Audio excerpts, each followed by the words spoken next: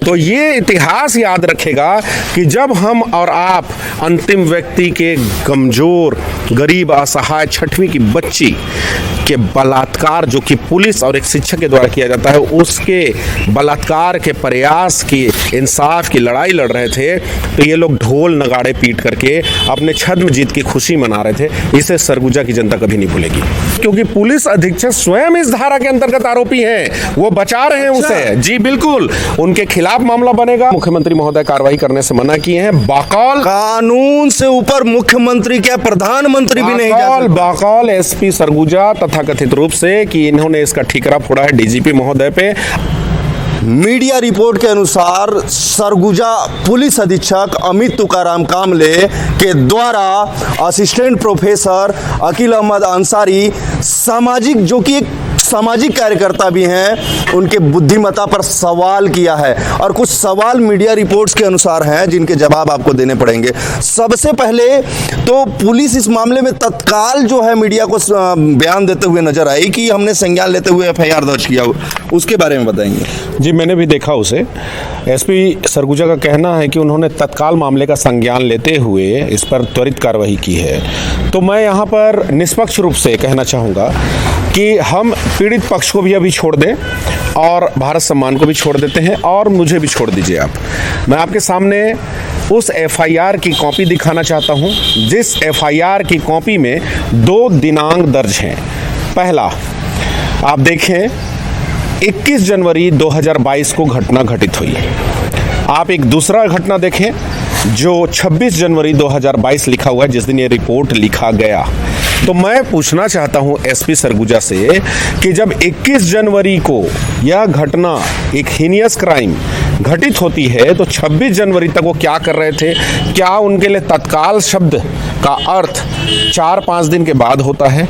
पहला तो यहाँ पर यह कहना उनका कि ये तत्कालिक उन्होंने संज्ञान लिया, सरासर गलत है। मुझे जानकारी है कि 26 जनवरी को जब भारत सम्मान से आपने मुझे फ़ोन किया और जानकारी दी, तो मैंने कहा बहुत गंभीर मामला है, आप जाएं। तो 26 जनवरी के बाद जब आपको इसकी, आप लोगों ने वहां जाकर के ग्राउंड में जानकारी दी है और जब ये मामला चला है, तब इसलिए उन्होंने उस दिन रिपोर्ट दर्ज किया है इसका। जब भारत सम्मान वहां ग्राउंड रिपोर्टिंग आपने की, तब ये एफआईआर दर्ज किए और 26 जनवरी को करते हैं। तो तत्कालिक वाला जो उनका जवाब है, यह खुद आपके दर्शक समझ जाएंगे कि सच है या झूठ है। ये दूसरा सवाल जो उनका था कि इंक्लूडेंट 2 के बाद जो है पुलिस वाले आरक्षक को भी गिरफ्तार करके जेल भेज दिया गया है। इसके देखिए, अब इसमें भी मैं बता दूंगा, आप पता कर लीजिए। जब 26 जनवरी को पुलिस एफआईआर करती है, तो उसके अगले दिन अन्य 2, जो एक शिक्षक है और वहीं का एक निवासी अपराधी आरोपी, उसे वो गिरफ्तार कर लेते हैं। लेकिन मेरी जानकारी के अनुसार 6 फरवरी को उन्होंने पुलिस आरक्षक को तब गिरफ्तार किया जब पूरे के पूरे प्रेस क्लब के तमाम पत्रकार इसके विरुद्ध में अभियान चला करके और उस पर दबाव बनाते हैं। तो मुझे आप ये बताइए कि ये पहली बात तो ये सबसे बाद में पुलिस आरक्षक को गिरफ्तार करते हैं और अपने आप को ये बिल्कुल निष्पक्ष बता रहे हैं और बता रहे हैं त्वरित कार्य की। दूसरी बात कि जब वहाँ पर एक एफआईआर में ऊपर लिखा है गुरुजी, यानी वो शिक्षक है, दूसरे आरोपी का लिखा हुआ है उसके पिता का नाम, यानी आइडेंटिफिकेशन है कि वो आरोपी कौन है। तो जो पुलिस वाला है उसका नाम आप एफआईआर को देख लें, विमल क्यों लिखा हुआ है? स्पष्ट है, पुलिस चाहती थी कि किसी तरीके से कवर अप करके मामले का रफा दफा कर दें। और पीड़िता का बयान आप देख लीजिए, सीआरपीसी 164 में बच्ची ने बयान दिया है। कहाँ पर? न्यायालय में। हमें कैसे पता? क्योंकि हम भी वहाँ मौजूद थे कि कोई उन्हें डराए धमकाए नहीं। ये लगातार उन्हें 50,000 रुपये देने का लालच दे रहे थे। उसका मीडिया में बयान है, लिखित बयान है, और उन्हें लालच दिया जा रहा था, प्रलोभन दिया जा रहा था कि किसी भी तरीके से वो पुलिस वाले को बचा ले। पूरे गांव में प्रयास किया गया।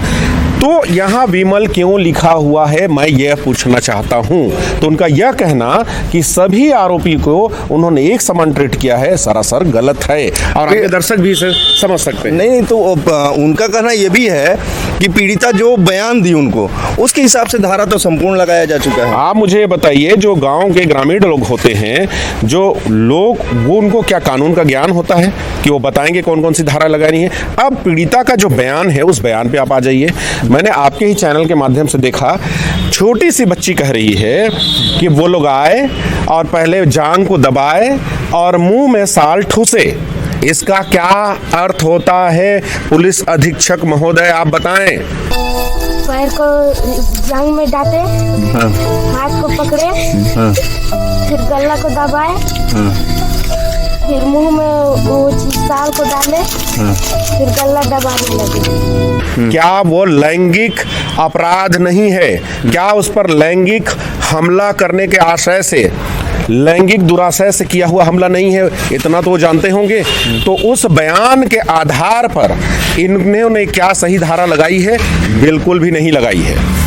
विधि का अपूर्ण ज्ञान होने के वजह से ऐसा एक आया हुआ है। तो उनके द्वारा एक यह भी बात बोला गया कि आपको विधि का ज्ञान है, मतलब विधि का अपूर्ण ज्ञान है, ऐसा उनका कहना। देखिए, मैं बिल्कुल स्वीकार करता हूं, विधि शास्त्र या कोई भी विषय आप ले लें, वो इतना विस्तार होता है कि कोई उसे कहे कि मैं पूर्ण ज्ञानी हूं। अच्छा, ये बोल करके वो ये भी साबित कर दिए कि मुझे पूरा ज्ञान है। चलिए, मैं वही बोलता हूं, हम तो स्वीकार करते हैं भाई, हमारा काम है, हम शोधार्थी हैं, एक असिस्टेंट प्रोफेसर हूं मैं पढ़ाता हूं।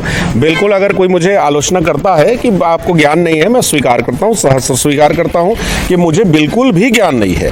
लेकिन जो पूर्ण ज्ञानी महोदय पुलिस अधीक्षक है, उनके सामने मैं कुछ तथ्य रखना चाहता हूं और आपके दर्शक के सामने भी तथ्य रखना चाहता हूं कि पीड़िता ने कहा कि मेरा जांग दबा करके और मुंह में साल ठूस करके दुष्कर्म करने का प्रयास किया गया। चश्मदीद जो वहां पर मौजूद थी, उसकी बड़ी बहन, उसने ही बताया कि मुझसे हाथापाई हुई, घर में घुसे। ये लोग पहले आ चुके थे 6-7 बजे शाम को, ये उसे पहले से जानते थे।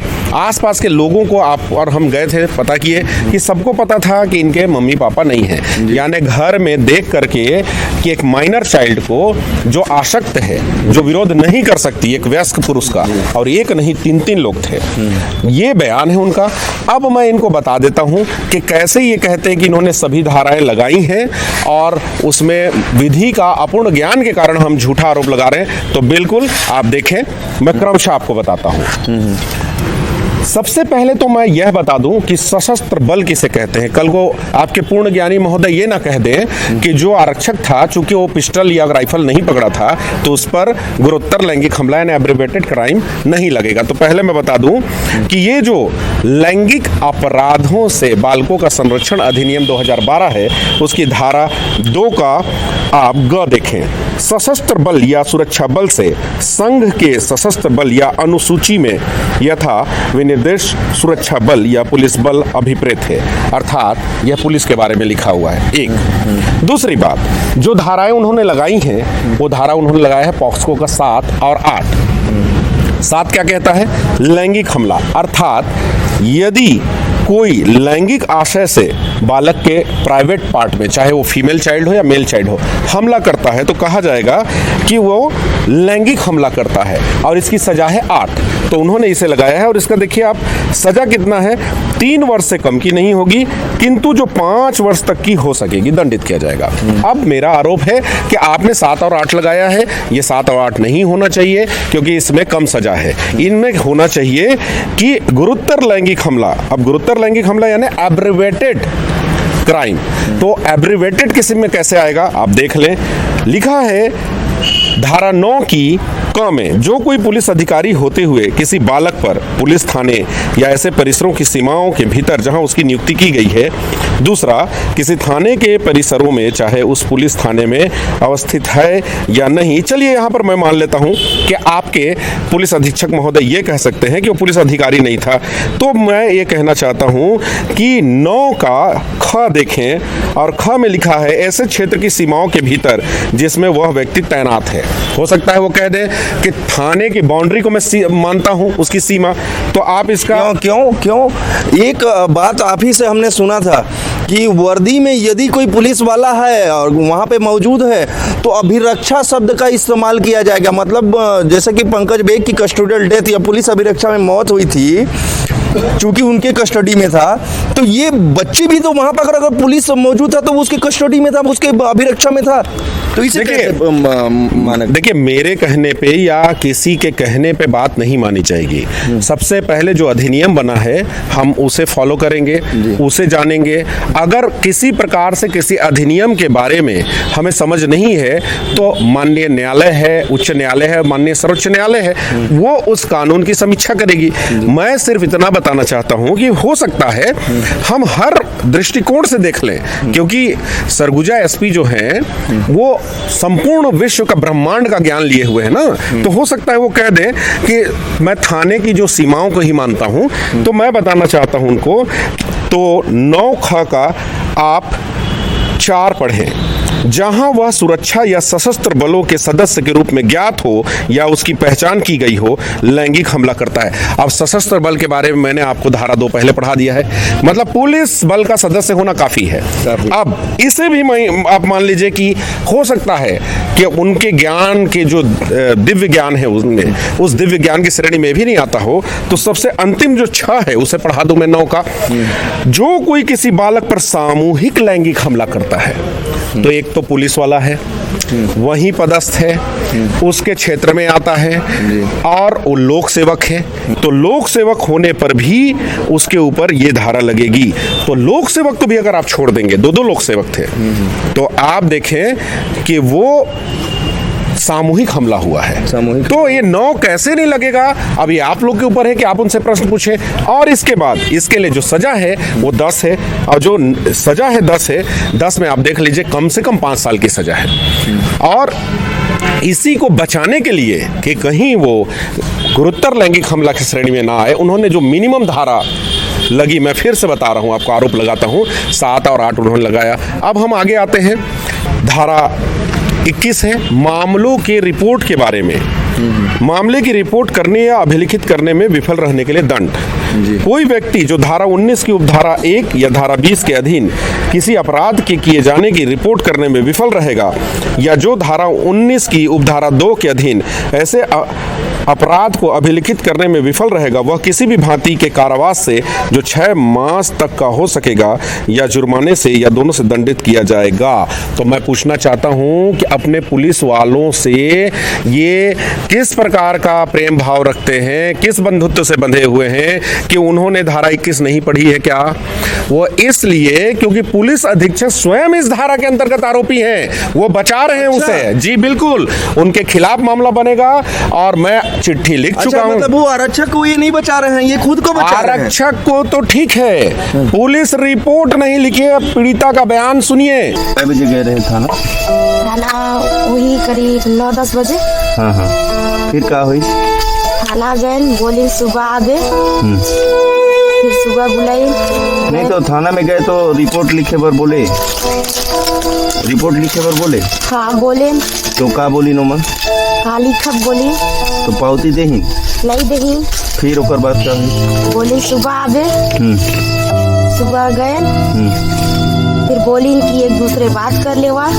और कल मेरी जानकारी के अनुसार स्थानीय जनप्रतिनिधि गए थे, वहां पर पीड़िता की बड़ी बहन ने बताया है, आस पड़ोस में वो लोगों ने पूछा है कि रात को ही वो लोग पुलिस चौकी गए थे, उनको भगा दिया गया 21 तारीख की रात को। 22 तारीख की सुबह उनको कहा गया कि मामले को निपटा लो, और लगातार उन्होंने FIR दर्ज नहीं किए, यानी वो असफल रहे मामले की रिपोर्ट दर्ज करने में। यानी पॉक्सको के अधिनियम 21 का यह अपराध है, और वो पुलिस अधीक्षक होते हुए भी उन्हें बचा हैं। मैंने माननीय सर्वोच्च न्यायालय के मुख्य न्यायाधीश को और माननीय उच्च न्यायालय के मुख्य न्यायाधीश छत्तीसगढ़ को चिट्ठी लिखी है, और उसे आज प्रेषित करने वाला हूं, और मैं प्रेषित करूंगा। और इसके साथ साथ मिनिस्ट्री ऑफ होम अफेयर्स से लेकर के IPS एसोसिएशन, तमाम जगहों पर ये आपके जो पूर्ण ज्ञानी हैं SP महोदय, इनका मैं शिकायत करूंगा।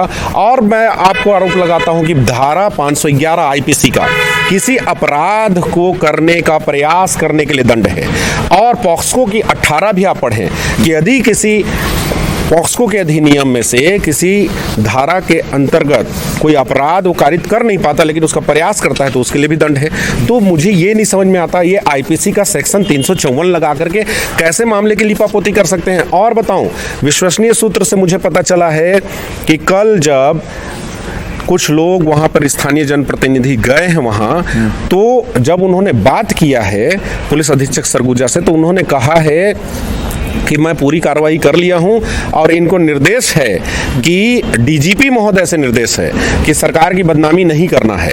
तो ये जो अपने अपराध का ठीकरा जो डीजीपी महोदय पे थोप रहे हैं, इसकी भी हम भर्त्सना करते हैं और मांग करते हैं कि तत्काल इन्हें छुट्टी पर भेजा जाए और इनके ऊपर पॉक्सो के 21 जितने भी पुलिस वाले जो असफल रहे मामले की रिपोर्ट दर्ज करने में, उनके ऊपर इसका अपराध पंजीबद्ध किया जाए। और जो जनप्रतिनिधि गए थे उन्होंने कहा, एक और बात मुझे सुनने को मिली है कि मुख्यमंत्री भूपेश बघेल इसमें कार्रवाई नहीं चाहते और यहाँ के जो अमरजीत भगत मंत्री वो कार्रवाई नहीं चाहते। तो मैं इसकी भी सफाई चाहता हूँ कि वो बताएं, बयान जारी करें कि क्या माननीय मंत्री अमरजीत भगत मना कर यह तो राजनीति मुद्दा भी हो सकता है। राजनीति रहे, कोई किसी को बदनाम कर रहा है, कोई भी मुद्दा रहे। मुझे जो विश्वस्त सूत्रों से जानकारी हुई, जिन्होंने मुझे कहा है कि इसमें मुख्यमंत्री महोदय कार्रवाई करने से मना किए हैं। बाकौल कानून से ऊपर मुख्यमंत्री क्या प्रधानमंत्री भी नहीं जा सकते। बाकौल एसपी सरगुजा तथाकथित रूप से कि इन्होंने इसका ठीकरा फोड़ा है डीजीपी महोदय पे और सरकार पे, तो वो भी सफाई दे हमको कि क्या इस प्रकार की बात सही है। यदि सही है तो फिर हम उसके लिए भी आंदोलन करें।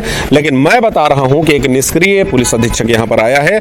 यहां मामला व्यक्तिगत बात है ही नहीं है कि अकील अहमद का ज्ञान क्या है। भाई, मैं विधि के ज्ञान या विधि के ज्ञान के परिपालन का मुझे तनख्वाह नहीं मिलता, लेकिन एसपी महोदय को विधि का ना केवल ज्ञान रखने के लिए बल्कि उसके पूर्ण परिपालन के लिए तनख्वाह मिलती है। वो लोक सेवक हैं, तो पहली जिम्मेदारी उनकी मिलती है, उनकी बनती है। और मैं किसी भी प्रकार से तैयार हूं। लाइव डिबेट आप करा लीजिए, आप बता दीजिए। अंतिम व्यक्ति के, गरीब के हक के लिए हम मांग कर रहे हैं, ये धाराएं लगनी चाहिए।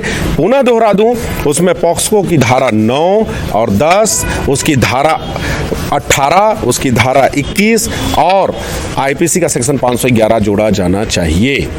बिल्कुल, आप जैसा ना रिसर्च करके या फिर जैसा भी जो विधि का ज्ञान लेकर के जो ज्ञान देने की कोशिश पुलिस अधीक्षक तुकाराम कामले को दिया है, शायद छत्तीसगढ़ के डीजीपी को यह वीडियो कामगार साबित होगा और किसी भी गैर राजनीति। एक बात और बोलना भूल गया मैं, आपसे क्षमा चाहता हूं कि ये जो राजनीति को है, जो न्याय पाने के लिए आपने कई राजनीतिज्ञों को लेटर लिखा कि आप इसमें न्याय के लिए आगे बढ़े, तो कुछ राजनीति के लोग भी गए हुए थे, उसके बारे में आपका क्या? देखिए, क्या है, वो गए, अच्छी बात है और लोगों को भी जाना चाहिए, इससे बल मिलता है।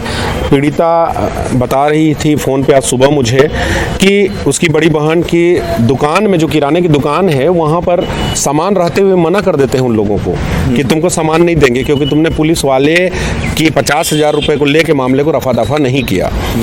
तो ये जितने भी जनप्रतिनिधि हैं, मैंने यहाँ सबको व्हाट्सएप किया, फ़ोन भी लगाया।